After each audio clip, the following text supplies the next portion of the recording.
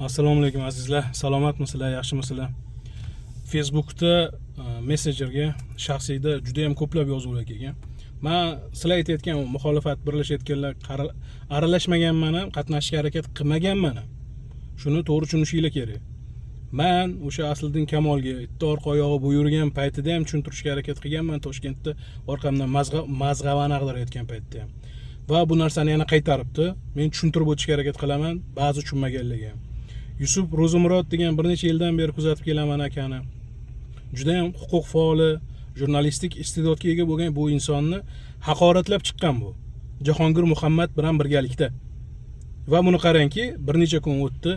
Barcha Yusuf Ro'zimurodni va meni o'sha Yusuf Ro'zimurod tarafini olganim uchun va albatta Bomurat aka degan jurnalist aka bor. Uni haqoratlab ketishdi. Dushmanga chiqarishdi, yolg'onchiga chiqarishdi, qanaqadir partiya qo'shilishayotgan ekan, o'shani nima deb yiqitmoqchi, falon qilmoqchi deyishdi. Aralashmaganman ham, yana qaytaraman. Ikkinchidan, o'tgan kunlarda Jahongir Muhammadni o'zi jonli efirda nohaq ekanligini aytib chiqdi. Eshitdinglar o'sha sharmandalar, shaxsiyda faloncha deb yozganlar.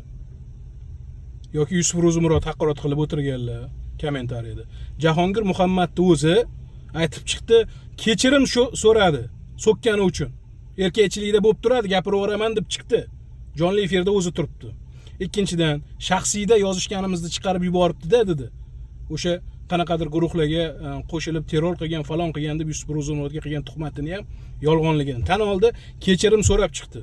O'shalarning qatorida onasi ham qolmasdan umuman sha'niga qattiq ta'sir qilib so'kingan o'sha Asliddin.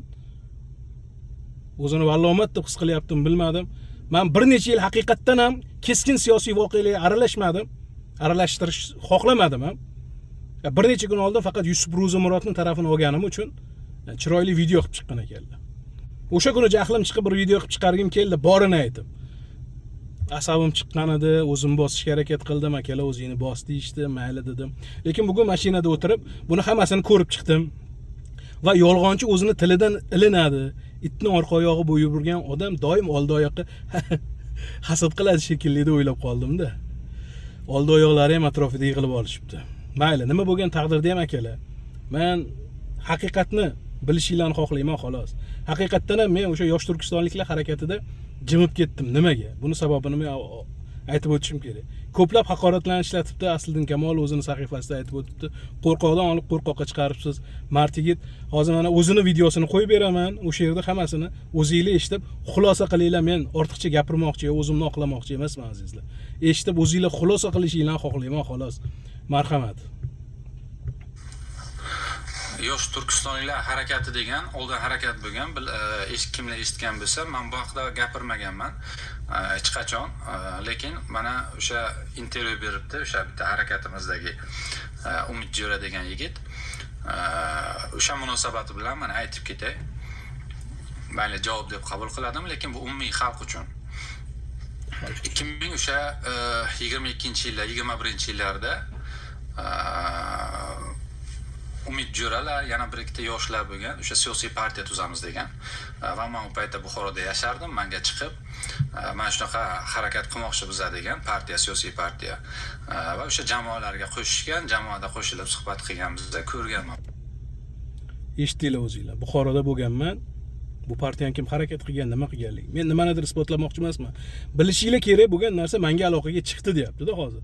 Men Rossiyada paytim bu inson muxlis bo'lib, videolarimizni yozgan postlarimiz tagida yozib, qo'llab-quvvatlab, shaxsiyda yozib kelgan, Facebookda yozishmalari turibdi, o'zi e'lon qilish mumkin.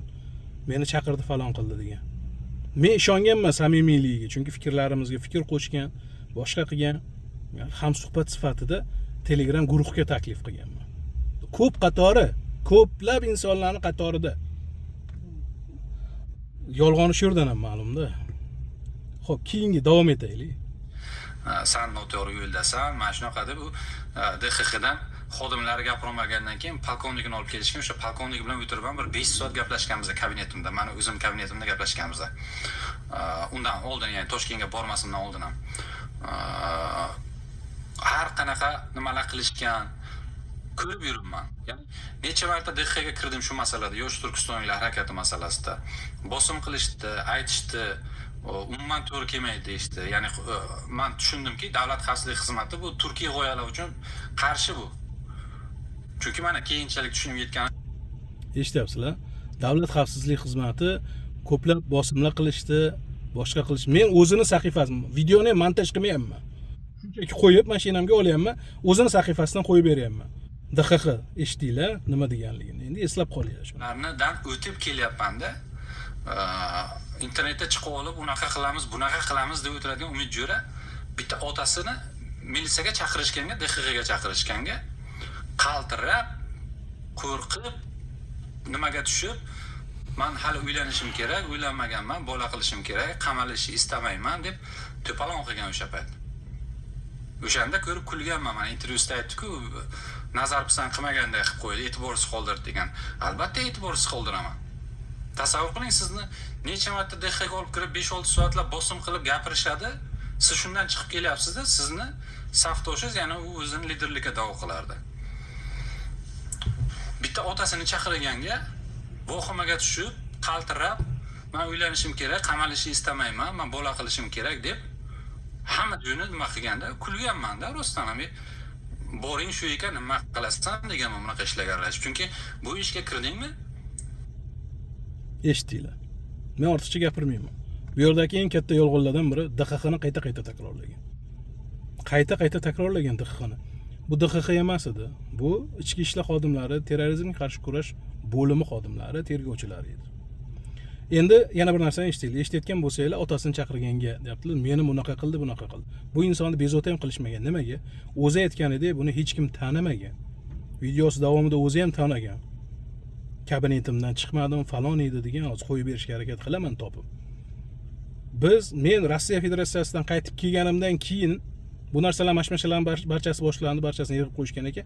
Asosiy ilk chaqiruvlari nimalardan iborat bo'ldi? O'sha ko'pchilik o'zimizni do'stlarimiz ham bizdan xafa bo'lib qoldi. Eshitib qo'yinglar. Men indamay ketdim, haqiqatdan ham o'zimning ishlarim bilan band bo'ldim, eshitib qo'yinglar. Uyg'urlar masalasida ilk marta chaqirtirishgan edi, birinchi chaqirishlari. Yosh turkistonliklar falon masalasida keyinchalik chaqirishdi, suhbatlashishdi, bunaqa narsani to'g'ri kelmasligi haqida gapirishga, meni gaplarimni hozir qaytarishga harakat qilyapti-da. Bu inson tanishmagan ham, jalpon qilishmagan. Keyin otam bir marta otam chaqirishganligi uchun men dod solmadim, yo qaltiramadim.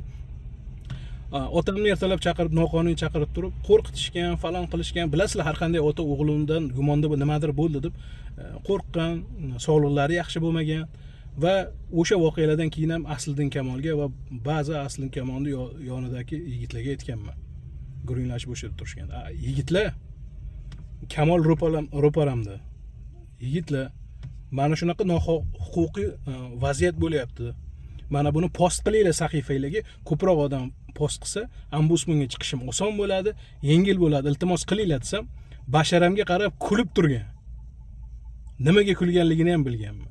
Shunchaki izzat talablik, hech kimning e'tiboridan qolib ketganlik, hasadgo'ylik yuzidan ufurib turgan edi. Mana shundan keyin bu insondan ko'nglim qolib ketgan. Otamni birdaniga chaqirishmagan. Yillar davomida meni chaqirib kelishgan. Qo'pol qilib aytganda gaplariga kirmaganligim sababli yo'riqlariga yurg'izoshmadi. Pul berishga harakat qilishdi odamlar orqali, olmadim. Qanaqadir mavzularni yoritib bering, mana buni post qiling deb qizlar orqali chiqishdi, qilmadim. Keyinchalik otamga bosim qilishni boshlashdi. Eng masalani so'nggi edi. Bu yerda bu narsalarni bilardi-da bu yigit. Men hech kimga dardimni doston qilmaganman. Bu yigit bu narsalarni bilardi-da, tushunyapsizlarmi? Bilib turib yolg'on gapirib turibdi-da hozir ommaga. Uyatsizlik-da bu, g'urursizlik-da bu. Mayli, keyingi so'zlarni eshita qolaylik. Men nimaga birlashmadim, kirmadim deganini bu Birlashgan O'zbek muxolifatiga 2-3 kishi chiqqan, shu odamni qo'shaylik degan. Masalan, men e'tiroz bildirganman, to'g'risi. Chunki aytayapman, bizga mardlar kerak. Bizga yarim yo'lda bitta bosim bo'lsa, orqaga qochadigan. Bizga mardlar kerak ekan. Men harakat ham qilmaganman o'sha birlashgan muxolifatni boshqasiga qarashga. Menga ham do'stlarimiz chiqib, keling deb o'sha 6-dekabrda adashmasam deb boshlanadi, keling, qatnashing deyishgan. Asliddin Kamolov u yerda borligini, u yerda yetakchilardan biri bo'layotganligini ko'rib, bunday nomard insonning yonida bo'lishni istamaganman. hozir bu yerda gapirayotgan mardlarga. Mard inson, mayli siz otamni boshiga tushgan ishni Facebookingizda yoritishni xohlamasdan, o'zingiz og'zingiz bilan aytganda tirjayib masxara qilibsiz ekan. Gapirgim kelmaydi-da, siz ayolingizni qanday g'ardon olib g'arga solganlaringizni, o't farzandingizni tashlab. Men bu narsalarni aytkim kelmaydi, siz majbur qilasiz-da. Mayli aytmayman. Buni keyinga qoldiramiz agar bu yolg'onlaringizni tan olmaydigan bo'lsangiz. Davomini ko'raylik azizlar. Nima deydi, yetarlicha Buxoro o'sha paytda misol uchun men yaxshi ishda ishlardim, yaxshi oylik olardim, o'zimni kabinetim bor edi, o'zimni yaxshi ishda yoshlar yetakchisi. Bugun yoshlar yetakchisi qay darajada o'ziga to'q yashaydi bilmayman. O'sha davrlarda yoshlar yetakchisi meni o'zim 2011-yillardan beri Milliy tiklanish partiyasi a'zosi bo'lib siyosiy jarayonlarga qatnashib kelayotgan bo'lsam, olayotgan oilaga kasb-shimiga ham yetmaganda. Lekin yolg'onni qarang-da. Nima deydi, yetarlicha Buxoroda o'rnim, obro'yim bor edi. Juda ko'pchilik mana davlat tashkilotida ishlaydiganlar meni yaxshi biladi. Qanaqa ishlar Obro'ni yetarlicha barchasini qarang. Kelishga ko'plab namyoklar qilgan, ya'ni urinishlar qilgan. Ya'ni o'sha yerda yaxshi maosh yo'qligi, Toshkent kelishi, biznes sherigim bilan u yigitni kelishini, huquqshunosligini, bizga yordam tegishini, biz nodavlat tashkilotlar, davlat tashkilotlari, elchixonalarda o'zimizning xizmatlarimizni taklif qilardik. Huquqshunos sifatida o'sha tenderlarga kirishimizga va albatta ular huquqiy hujjatlarni tayyorlashga yordam beradi deb o'ylagandim. Nima bo'ldi bilasizlarmi? O'zini huquqshunos deb ataydigan bu inson yuridik bilimga ega emas. Hujjatlarni qanday tayyorlashni bilmaydi. Afsuslar bo'lsinki. Men buni yomonlash uchun, mazg'a vag'darish uchun aytmayapman. Yolg'on gapirgan gapi mana o'zingizlar ko'rib turgan gapiga javobi. Muammo bo'lmagan hech qanaqa.